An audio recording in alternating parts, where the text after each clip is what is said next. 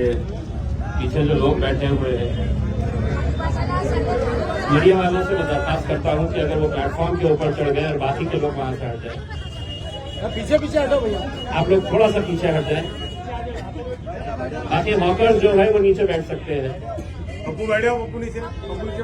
हाँ बैठो, बैठिए। कुणाल भाई पीछे हो जाइए। भैया भैया उनको देखने दो।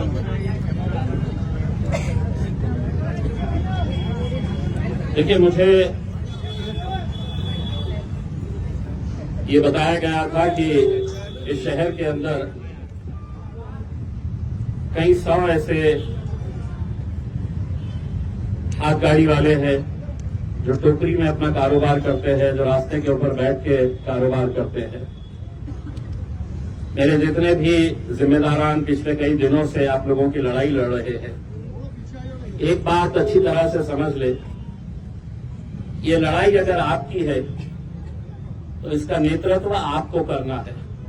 हम आपको सिर्फ पीछे से ताकत देने वाले हैं। अगर आप तकलीफ में है और आप ये उम्मीद कर रहे हैं कि साहब हमारी लड़ाई जो है वो नासिर सिद्दीकी लड़ेगा और मैं धूप के वक्त में जाके आराम करूंगा, तो ऐसा मुमकिन नहीं हो सकता है। जब रास्ते के ऊपर उतरना है तो पूरी ताकत के साथ उतरना है। जब लड़ाई लड़ना है किसी एक मुद्दे के लिए तो पूरी ताकत के साथ लड़ना है। आज महानगर पालिका के सामने ये जो आंदोलन रखा गया है, ये 2 दिन पहले मुझे बताया गया था कि क्रांति चौक से हाथ गाड़ी का एक मोर्चा निकाला जाएगा और महानगर पालिका तक आएगा। लेकिन नासिर भाई ने मुझे बताया कि पुलिस ने परवानगी नहीं दी। परवानगी इसलिए नहीं दी कि देश के उपराष्ट्रपति धनखड़ साहब यहां पर आने वाले थे, मुख्यमंत्री साहब यहां पर आने वाले थे, इसीलिए आपको इजाजत नहीं मिली। मैं पुलिस डिपार्टमेंट से ये कहना चाहता हूं कि इस देश के अंदर जीने का अधिकार जितना धनखड़ साहब को है और देवेंद्र फडणवीस साहब को है, उतना ही अधिकार ये कामगारों को है, ये फल फूल बेचने वालों को। ये मरे चलेगा, ये लाठियां खाए चलेगा, लेकिन धनखड़ साहब आ रहे हैं तो हमने ये आंदोलन नहीं करना चाहिए। ये तो शुक्र है मैं मुंबई में था, वरना रैली क्रांति चौक से यहां नहीं आती, धनखड़ साहब को पकड़ने के लिए जाती, देवेंद्र फडणवीस साहब के पास जाती। क्योंकि ये लड़ाई जो है ये कानून और गैर कानून की लड़ाई है। हमें यहां पर बैठने की जरूरत ही नहीं है अगर महानगर पालिका पूरी ईमानदारी के साथ कायदे की चौकट में रहकर काम करे। कहां है कानून की किताब? शोएब साहब, किताब दे दो, बोलना उनके पास ही।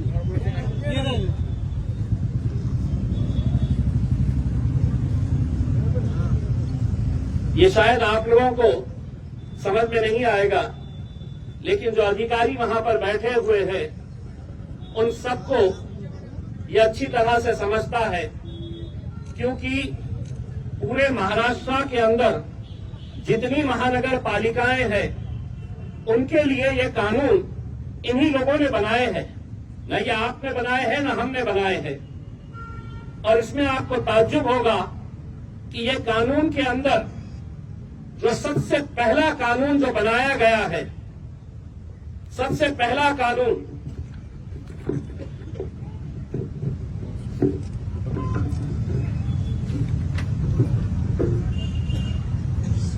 ये 1 नंबर के ऊपर है, the street vendors protection of livelihood and regulation of street vending act 2014। सबसे पहला इन्हीं की किताब है, मेरी किताब नहीं है। कानून मैंने नहीं बनाया है। और ये कानून 2014 के अंदर जब बना, उसके बाद 2019 के अंदर जब आप लोगों ने मुझे लोकसभा के अंदर भिजाया तो मैंने ये बात दिल्ली के अंदर उठाई थी कि आपने कानून तो बना दिए हैं, लेकिन आज एक सच्चाई ये है कि कोई भी ठेले वाला सम्मान के साथ अपना कारोबार नहीं कर सकता है। कभी महानगर पालिका का दस्ता आएगा इन्हें उठाने के लिए, कभी पुलिस वाले आएंगे हफ्ता जमा करने के लिए, कभी उस इलाके का गुंडा मवाली आएगा, इस इलाके में बैठना है तो इतना पैसा दो।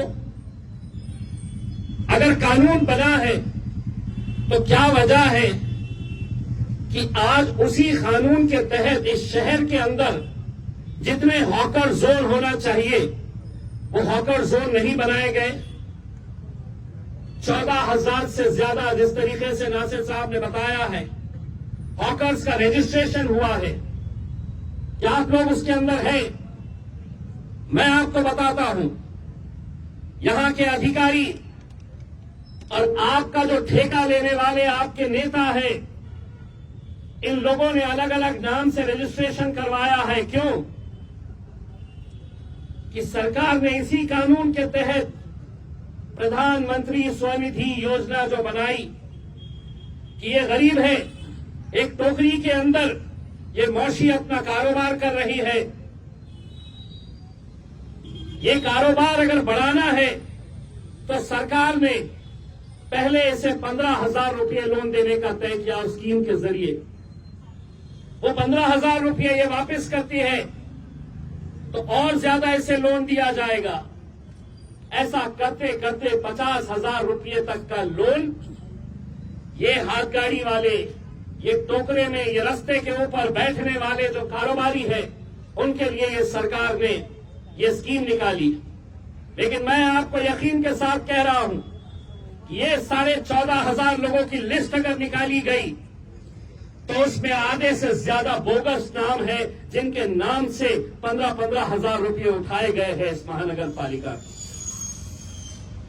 बांटे गए आपस में, और अकेले महानगर पालिका के लोगों ने नहीं। इसमें जो आपके यूनियन के कुछ पदाधिकारी है, जो शहर के छोटे मोटे लीडर हैं, वो सभी लोगों ने ये 15,000 रुपये उठाए आपके नाम पे, वापस किए, फिर 25,000 उठाए, वापस किए, फिर 50,000 रुपये आपके नाम के ऊपर उठाए गए। अगर नहीं तो मैं महानगर पालिका को ये कहना चाहता हूं कि जितने लोगों का रजिस्ट्रेशन हुआ है वो रजिस्ट्रेशन की लिस्ट ऑनलाइन डाले कि कौन से महल्ले के अंदर, मुकुंदवाड़ी के अंदर कितने ठेले वाले हैं, किसको लोन दिया गया है, उस्मानपुरे के अंदर कितने हैं, शाहगंज के अंदर कितने हैं, किरारपुरे में कितने हैं। ये पूरी लिस्ट आप डालिए, अपने वेबसाइट के ऊपर डालिए, आपको पता चलेगा कि कितने लोगों ने 15,000। कोई हाथ गाड़ी नहीं, कोई टोकरी के अंदर सब्जी फूल नहीं बेच रहा है, फल नहीं बेच रहा है, लेकिन आपके नाम के ऊपर 15,000, 25,000, 50,000 रुपये के लोन निकाले गए हैं। 50,000 लेने के बाद ये कोई वापस नहीं करने वाला, क्योंकि उनका पता ही वहां पर नहीं है। गलत तरीके से रजिस्ट्रेशन कराए गए, और सवाल यही पैदा होता है कि अगर ये कानून के तहत, अगर इन्हें सम्मान के साथ काम करने की, 2 वक्त की रोटी कमाने की अगर इन्हें इजाजत दी जाए तो ये क्या मांग रहे हैं? ये आपसे सिर्फ एक छोटी सी जगह मांग रहे हैं। महानगर पालिका की जिम्मेदारी है कानून के तहत। मैं कोई भी बात कानून के अलावा नहीं बात कर रहा हूं। कानून के अंदर यह प्रावधान है कि हर मोहल्ले के अंदर हॉकर जोन होना चाहिए, हर एक को लाइसेंस देना चाहिए, आई कार्ड देना चाहिए। वो आई कार्ड से पता चलेगा कि कौन कहां पर बैठा हुआ है, किसका कौन सा इलाका है। लेकिन क्या ये सच्चाई नहीं है कि जो आ रहा है आपको उठाकर लेकर जा रहा है? मुझे बताया गया है कि हरसूल में किसी एक मुकाम के ऊपर जो जब्त करी हुई हाथ गाड़ियां हैं, कितनी हाथ गाड़ियां और जो वजन करने वाले कांटे होते हैं, कितने सारे हरसूल के अंदर पड़े हुए हैं। मैं मेरे तमाम जिम्मेदारों से ये कहना चाहूंगा, अगर इनकी मदद करना है तो प्रशासन को 8 दिन का समय दीजिए। एक एक गाड़ी इन्हें वापस मिलनी चाहिए, एक एक कांटा इन्हें वापस मिलना चाहिए। ये लड़ाई आप लोगों को, हम सबको मिलकर लड़नी है। आप बिल्कुल सही बात है, यहां पर बोलने वालों ने बताया है कि महानगर पालिका के अंदर सब कुछ अच्छा है, ऐसा नहीं है। गरीबों को किस तरीके से निशाना बनाया जाता है। कुछ दिन पहले एक अखबार के अंदर महानगर पालिका की तरफ से एक नोटिस आई, जिन जिन लोगों का टैक्स 1 लाख रुपए तक का नहीं भरा हुआ है, 1 लाख जिसका नहीं भरा है, उनकी प्रॉपर्टी जब्त की गई है।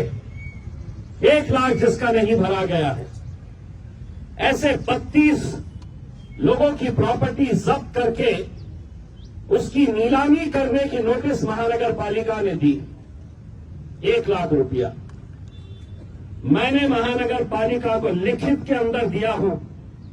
कितने ऐसे लोग हैं शहर के अंदर जिसके 15 लाख, 20 लाख और 50 लाख रुपये बकाया है अभी तक। तुम उनको नहीं पकड़ोगे, गरीब को इसलिए पकड़ोगे कि तुम समझ रहे हैं कि गरीब की कोई आवाज नहीं है। लिखित के अंदर देने के बावजूद कि किस इलाके के अंदर किसके 15 लाख रुपए बचे हुए हैं, किसके 10 लाख रुपए बचे हुए हैं, क्या उनके लिए कानून अलग है? इनके लिए कानून अलग है। लेकिन नहीं, उन्हें यह मालूम है कि ये गरीब है, ये कितना लड़ेगा, कैसा लड़ेगा। लेकिन आपको मैं यकीन दिलाना चाहता हूं, कोई आए ना आए आपकी लड़ाई लड़ने के लिए, ये जितने खड़े हुए हैं मेरे साथ, ये आधी रात को आपके लिए खड़े रहने के लिए तैयार रहेंगे। मुझे खुशी है कि आपकी लड़ाई के लिए जिस तरीके से ये लोग अपने अपने इलाके के अंदर गए, मोहल्ले मोहल्ले के अंदर गए, और आप लोगों से यही अपील की कि ये लड़ाई हम लड़ेंगे आपके साथ मिलकर। हम भी चाहते हैं, हमारा क्या मफाद है इसके अंदर, हमारी सिर्फ यही कोशिश है कि ये गरीबों ने सम्मान के साथ, ऐसा नहीं कि महानगर पालिका की गाड़ी आ रही है तो महातारी बाई टोकरा उठाकर भाग रही है, हाथ गाड़ी वाले भाग रहे हैं। ये जहां पर हो रहा है, मैं एक आपसे भी कुछ बात कहना चाहता हूं। मैं धंधा कर रहा हूं तो मैं कहीं पर भी खड़े रह सकता हूं, कितनी भी सड़क के ऊपर मैं आ सकता हूं। इसका ख्याल हमको भी करना है।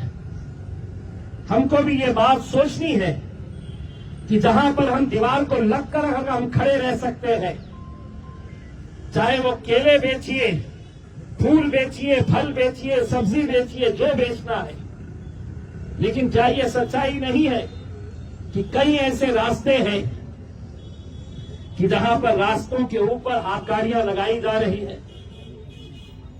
अगर हम इनका समर्थन नहीं कर रहे हैं महानगर पालिका, तो ऐसी हरकतों का भी हम समर्थन नहीं करेंगे। क्योंकि कानूनी लड़ाई हम उसी वक्त लड़ सकते हैं पूरी ताकत के साथ कि जब हम अपने नियमों के अंदर रहेंगे। यकीनन आज इनके पास कोई भी उन्होंने हॉकर जोन नहीं तैयार किया है, इसीलिए ये डर डर के कारोबार आपको करना पड़ रहा है। लेकिन हम महानगर पालिका के अधिकारियों से अनुरोध करते हैं कि आप जब तक हॉकर जोन नहीं बनाते हैं, तब तक आपने ये जो मिलिट्री इन लोगों के ऊपर छोड़ रखी है, वो मिलिट्री को अंदर ही रहने दीजिए। और अगर इसके बाद इस शहर के अंदर आप अगर सही जगह के ऊपर खड़े रहे, हम आएंगे लड़ने के लिए। अगर इसके बाद अगर ये मिलिट्री वाले किसी एक गाड़ी को भी पलटी किए, फल फूल सब्जी अगर जमीन पर फेंकी गई, तो जवाब उन्हें कैसा मिलेगा ये अच्छी तरह से समझ लेंगे। हम यकीनन कायदे कानून का पालन करना चाहते हैं, लेकिन हम लोगों को भी बड़ी जिम्मेदारी के साथ, हमें तो 2 वक्त की रोटी कमानी है, 2 वक्त का खाना हमें कहां से मिलता है। आप जब सुबह सुबह निकलते हैं, धूप में बैठते हैं, चाहे बारिश हो चाहे ठंडी हो, आप किससे फिक्र इस बात की रहती है कि आज के दिन मैं कारोबार अगर करूंगी या करूंगा तो मेरे घर का चूल्हा जलेगा। सम्मान के साथ आप भी काम करिएगा। यकीनन अगर कोई कानून तोड़ेगा तो हम उसके खिलाफ जाएंगे। आप लोग भी ये समझ लीजिएगा कि मजलिस आपके साथ पूरी ताकत के साथ खड़े रहेगी। और ये लड़ाई सिर्फ हमारी ऐसा नहीं है। कभी उनके पास भी जाओ जो सिर्फ 5 साल के अंदर आपको नजर आते हैं, 5 साल के बाद आपको दिखाई देते हैं, उनके पास भी जाइए, उनसे भी कहिएगा कि ये लड़ाई जो असरार लड़ रहा है, शारिक लड़ रहा है, नासिर लड़ रहा है, समीर लड़ रहा है, साबिर भाई लड़ रहे हैं, विकास हेड़के लड़ रहा है, ये लड़ाई के अंदर सब लोगों को आने की जरूरत है। मैं आप लोगों से सिर्फ इतना अनुरोध करना चाहता हूं कि जो मेमोरेंडम आज महानगर पालिका के आयुक्त को, कमिश्नर को दिया जाने वाला है, उसमें हम कोई ऐसी मांग नहीं रख रहे हैं। हम उनसे कह रहे हैं कि किसी इलाके के अंदर अगर 10 हाथ गाड़ी वाले 20 टोकरा लेकर बैठी हुई हमारी मौसी, हमारी माएं, हमारी बहनें अगर बैठी हुई है तो उनको सम्मान के साथ कारोबार करने का अधिकार दीजिए। बस यही मांग है हमारी। वरना डर कर, घबरा कर कि कभी पुलिस वाले आ रहे हैं हटाने के लिए, कभी महानगर पालिका का तोड़ू दस्ता आ रहा है उठाने के लिए, कभी गाड़ियों को पलटाया जा रहा है, फल फूल को तो सड़क के ऊपर फेंका जा रहा है। नियम का हम भी पालन करेंगे। यकीन मानिए, अगर एक मर्तबा जगह आप लोगों को दे दी गई और उस जगह से हट कर अगर कारोबार होगा तो शायद उस लड़ाई के अंदर हम भी शामिल नहीं हो पाएंगे। लेकिन जगह देकर इनको कानूनी तरीके से जो किताब के अंदर लिखा है, मैं किताब इसलिए लेकर आया कि हो सकता है इन्होंने पढ़े नहीं होंगे कि कानून ये खुद ने क्या बनाए हैं, तो वो किताब पढ़वाने के लिए मैंने ये कानून की किताब लेकर आया हूं। और उम्मीद करता हूं कि हमारा जो डेलीगेशन वहां पर जाए तो वो किताब साथ में लेकर जाए और उन्हें भी ये बताए कि ये कानून के अंदर सबसे पहला कानून जो है कोई अमीरों के लिए धन्ना सेठों के लिए नहीं है। सबसे पहला कानून बना है तो ये गरीबों के लिए बना हुआ है, जो कष्ट करके मेहनत करके 2 पैसा कमाने वाले हैं। रमजान का महीना आ रहा है, सभी के लिए ये रमजान के महीने में 2 पैसे कमाने का मौका मिलता है। लेकिन आप लोगों की जिम्मेदारी है, हमने अपने तौर के ऊपर ये तय कर रहे हैं कि हम कहां पर ऐसी रमजान की मार्केट को बना सकते हैं जहां पर पब्लिक को भी तकलीफ नहीं होनी चाहिए और आसानी के साथ आप लोग जो माल लेकर आ रहे हैं वो माल बड़ी आसानी के साथ बिकना चाहिए, अच्छी जगह उसको मिलनी चाहिए। इसके बारे में भी हम चर्चा कर रहे हैं। आप लोगों का साथ रहेगा तो यकीनन ये रमजान के महीने को हम बहुत अच्छी तरीके से, बहुत अच्छी जगह के ऊपर हम लोग ऑर्गेनाइज कर सकते हैं। मैं मेरी पूरी टीम जो इस आंदोलन को कामयाब करने के लिए पिछले कई दिनों से मेहनत कर रही है, मैं उन सभी लोगों का शुक्रिया अदा करता हूं और उम्मीद करता हूं कि ये लड़ाई आपकी अकेले की नहीं रह गई है। ये लड़ाई के अंदर उन गरीबों का साथ मजलिस पूरी ताकत के साथ खड़े रहेगी, आप लोगों का साथ देगी और यकीनन आप लोगों को ये अधिकार दिला के रहेगी कि आप लोग भी इज्जत और सम्मान के साथ ये कारोबार कर सके। बहुत बहुत धन्यवाद।